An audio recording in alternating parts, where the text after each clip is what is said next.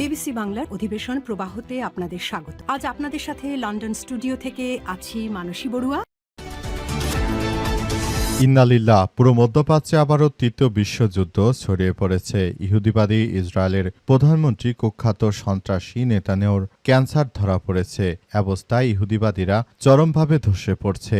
ইরানের নতুন নতুন ক্ষেপণাস্ত্র হামলার কথা শুনে দখলদারেরা আতঙ্কে তারা গর্ত থেকে বেরোতে পারছে না। দখলদারেরা তারা শুরু থেকে মনে করেছিল এই যুদ্ধ হয়তো তাদের জন্য কোনো কিছুই হবে না, কিন্তু পরিস্থিতি সম্পূর্ণ উল্টে গেছে। দখলদারদের মাটির সঙ্গে মিশিয়ে দিচ্ছে ইরানের ইসলামী বিপ্লবী গার্ড বাহিনী। আর নেতানুর মতো একজন কুখ্যাত সন্ত্রাসী, এই জায়নবাদী ইহুদিবাদী ইসরায়েলের প্রধানমন্ত্রী, তাকে আল্লাপাকের পক্ষ থেকে শাস্তি দেওয়া হয়েছে। তার প্রোস্টেট ক্যান্সার ধরা পড়েছে। এ অবস্থায় নেতানিয়াহু সবার কাছে দোয়া চেয়েছে, কিন্তু এই কুখ্যাত সন্ত্রাসী মানুষ হত্যাকারী, একে কেই বা দোয়া করবে। আর এরই মাঝে আমাদের হাতে এসে পৌঁছেছে এই যুদ্ধের সর্বশেষ গুরুত্বপূর্ণ সব থেকে তাজা আপডেট সংবাদ আপনাদের জানিয়ে দিব। প্রথমেই জানাবো, আমরা এবার হামলাকারীদের তেল স্থাপনাগুলোকে গুড়িয়ে দেব বললেন ইরানের ভাইস প্রেসিডেন্ট। পাসটুডে জানিয়েছে ইরানের ভাইস প্রেসিডেন্ট ইসমাইল সাকাব ইস্পাহানি এক সমাবেশে ঘোষণা করেছেন যে তিনি জ্বালানি স্থিতিশীলতা বজায় রাখতে সম্পূর্ণরূপে প্রস্তুত এবং সতর্ক করেন যে যে কোনো সম্ভাব্য হামলার জবাবে আমাদের দেশের প্রতিক্রিয়া চোখের বদলে চোখ, নাকের বদলে নাক, এর থেকেও আরও কঠিন হবে বলে জানানো হয়েছে। এরপর জানাবো, জাতীয় ঐক্য শত্রু শিবিরে ফাটল ধরিয়ে দিয়েছে জানালেন ইরানের সর্বোচ্চ ধর্মীয় নেতা মোস্তফা খামেনি। পাসটুডে জানিয়েছে ইসলামী প্রজাতন্ত্র ইরানের সর্বোচ্চ ধর্মীয় নেতা Ayatollah Sayed Mostafa Khamenei media বিভাগকে এক টুইটে জানিয়েছেন যে দেশবাসীর মধ্যে সৃষ্ট এক অভূতপূর্ব ঐক্যের ফলে শত্রুদের মধ্যে ভাঙনের সৃষ্টি হয়েছে। এদিকে ইহুদিবাদীদের লক্ষ্য করে ইরান জানিয়েছে ইহুদিবাদীদের লক্ষ্য হচ্ছে আল আকসা মসজিদ ধীরে ধীরে ধ্বংস করা। পাসটুডে জানিয়েছে পবিত্র আল আকসা মসজিদ পুনরায় হামলার নিন্দা জানিয়েছে ইরানের বিচার বিভাগের প্রধান হুজ্জাতুল ইসলাম মোহসেনি। তিনি জানিয়েছেন যে ইহুদিবাদীদের চূড়ান্ত লক্ষ্য হচ্ছে আল আকসা মসজিদ ধ্বংস করা, কিন্তু ইরান বেঁচে থাকতে সেটি হতে দেয়া হবে না। এবারে জানাবো, ইসরায়েলি সেনাদের বর্বর হামলায় লেবাননের খ্যাতনামা সাংবাদিক শহীদ। পাসটুডে জানিয়েছে ইসরায়েলের দক্ষিণ লেবাননে সংবাদ সংস্থাগুলোকে সরাসরি লক্ষ্যবস্তু বানিয়েছে, যার ফলে তাদের হামলায় আল আকবার পত্রিকার প্রতিবেদক আমাল খলিলি শহীদ হয়েছেন। তার সহকর্মী জৈনাব ফারাজ আহত হয়েছে। এবং সর্বশেষ জানাবো, নারায়ণগঞ্জে ঝুটের গুদামে ভয়াবহ আগুন নিয়ন্ত্রণে। নারায়ণগঞ্জের ফতুল্লা এলাকায় জেলা কারাগার সংলগ্ন ঝুটের গুদামে ভয়াবহ অগ্নিকাণ্ডের ঘটনায় আগুন কিছুটা নিয়ন্ত্রণে এসেছে। ফায়ার সার্ভিসের 6টি ইউনিট প্রায় 6 ঘন্টা ধরে চেষ্টা করে রাত 9:30টার দিকে আগুন নিয়ন্ত্রণে এনেছে। তবে এই ঘটনায় এখন পর্যন্ত কোনো হতাহতের খবর পাওয়া যায়নি। এমনিতেই গরম, আবার সারা দেশে বিদ্যুৎ নেই অবস্থায় এই ধরনের কার্যক্রমগুলো খুবই বিপজ্জনক হয়ে দাঁড়িয়েছে। প্রিয় দর্শক, এতক্ষণ শুনছিলেন সংবাদ শিরোনাম, এবারে বিস্তারিত। তবে তার আগে বন্ধুরা অনুরোধ থাকবে, এই সংবাদটিতে একটি লাইক দিন। এই চ্যানেলে আপনি নতুন হয়ে থাকলে আমাদের সংবাদটি দেখতে দেখতে চ্যানেলটি সাবস্ক্রাইব করে রাখুন। কমেন্ট করে বন্ধুরা আপনার মূল্যবান মতামত জানিয়ে দিন আপনি বিশ্বের কোন দেশ থেকে বা বাংলাদেশের কোন স্থান থেকে আমাদের সংবাদটি দেখছেন এবং শুনছেন। আর বন্ধুরা, গাজা যুদ্ধে আপনি যদি নিরীহ ফিলিস্তিনিদের ভালোবেসে থাকেন, কমেন্টে ইয়েস লিখে পুরো বিশ্বকে আমাদের এই সংবাদটি দেখার সুযোগ করে দিন। আর বন্ধুরা, সংবাদটি বন্ধুদের মাঝে শেয়ার করে দিন। এবারে বিস্তারিত।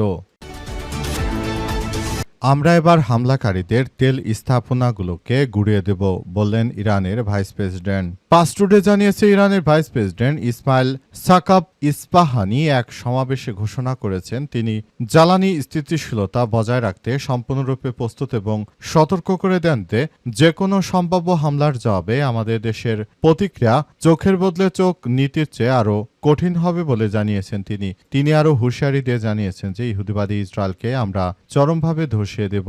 তারা শুরু থেকে আমাদের বিরুদ্ধে যে সন্ত্রাসী কর্মকাণ্ড করে বেড়াচ্ছে, এর জন্য আসলে আমরা কোনোভাবেই তাদেরকে ছাড় দিতে পারি না, তাদেরকে ধরে ফেলা হবে বলে নিশ্চিত করা হয়েছে। পুরো মধ্যপ্রাচ্য জুড়ে ইহুদিবাদী ইসরায়েলের অবস্থা খুবই শোচনীয় আকার ধারণ করেছে এবং জায়নবাদীদের একদম মাটির সঙ্গে মিশিয়ে দিচ্ছে ইরানের ইসলামী বিপ্লবী গার্ড বাহিনীর সদস্যরা। তারা ইতিমধ্যেই দখলদারদের দখলদারদের বিরুদ্ধে পৃথিবীর ইতিহাসে সবথেকে বড় হামলা চালাচ্ছে এবং জায়নবাদীদের চতুর্দিক দিয়ে ঘিরে ফেলেছে, যাতে করে তারা ভবিষ্যতে আর কোনোভাবেই কোনো কিছু করতে না পারে। সেই ব্যাপারগুলো আসলে খুবই গুরুত্ব হয়ে দাঁড়িয়েছে এবং পুরো মধ্যপ্রাচ্য জুড়ে দখলদার ইসরায়েলি বাহিনী যে ধরনের সংঘাতময় পরিস্থিতির মধ্য দিয়ে যাচ্ছে, এর জন্য আসলে এদেরকে সবকিছু দেখভাল করতে হবে বলে নিশ্চিত করা হয়েছে।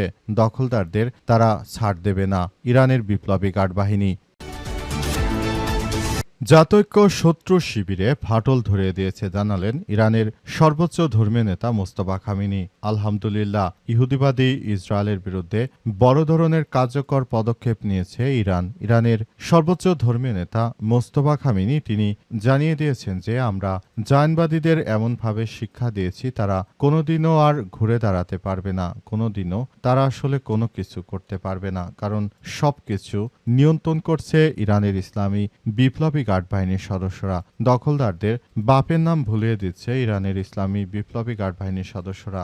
অতীতে যেভাবে সবকিছু নিয়ন্ত্রণ করত ইহুদিবাদী এবং মার্কিন যুক্তরাষ্ট্র, এখন সেটি আর করতে পারছে না। এই নিকৃষ্ট ইহুদিবাদী নেতানিয়াহুর ক্যান্সার ধরার পর তিনি আবারও ভয়ানকভাবে আক্রান্ত হয়ে পড়েছেন। তিনি কল্পনা করতে পারেননি আল্লাহ তাকে তিলে তিলে শেষ করবে।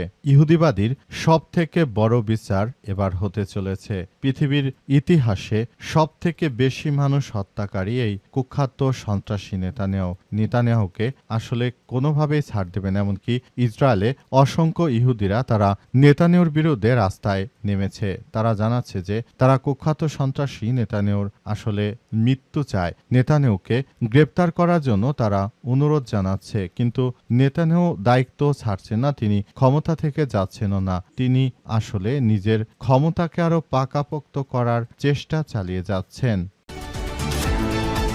ইহুদিবাদীদের লক্ষ্য আল-আকসা মসজিদ ধীরে ধীরে ধ্বংস করা বলল ইরান। পাস টুডে জানিয়েছে ইরানের মোহসেনি এজাই পবিত্র আল-আকসা মসজিদ পুনর্গঠনের জন্য তিনি ডাক দিয়েছেন এবং তিনি জানিয়েছেন যে মুসলিম বিশ্বে যারাই রয়েছেন আপনাদেরকে এই বিষয়গুলো নিয়ে খুবই গুরুত্ব দিয়ে কাজ করতে হবে। আপনারা যদি মনে করেন যে এভাবে আমরা হেলায় ফেলায় দিন কাটিয়ে দেব, তাহলে সেটি আসলে সম্ভব নয়, কারণ এটি অত্যন্ত গুরুত্বপূর্ণ একটি বিষয় হয়ে দাঁড়িয়েছে।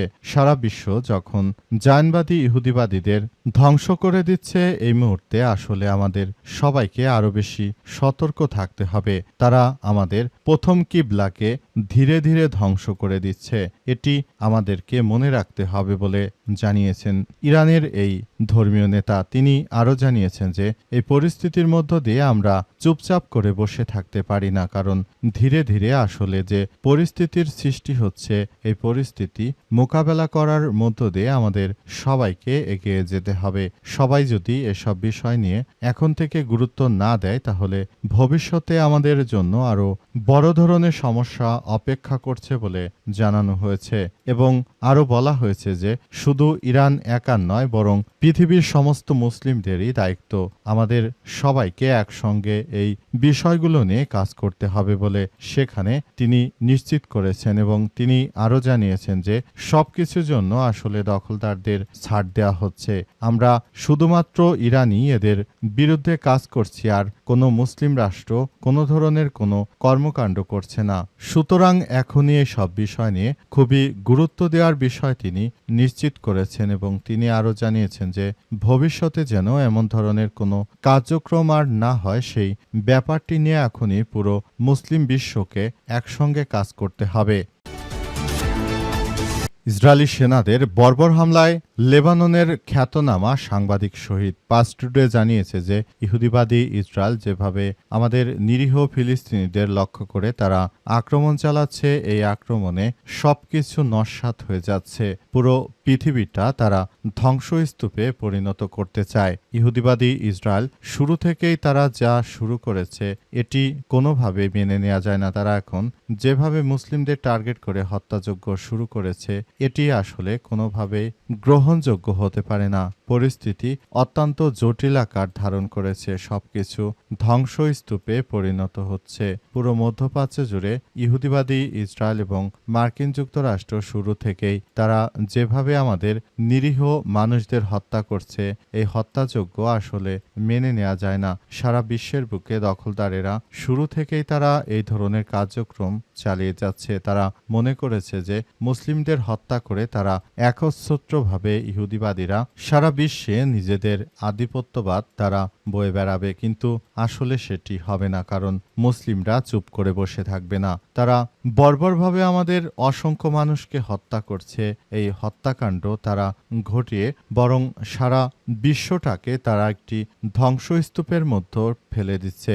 এই জায়নবাদীদের বিরুদ্ধে তাই এখনই সারা পৃথিবীর মুসলিমদের এক হতে হবে, তা না হলে জায়নবাদীরা আমাদেরকে ছাড় দেবে না।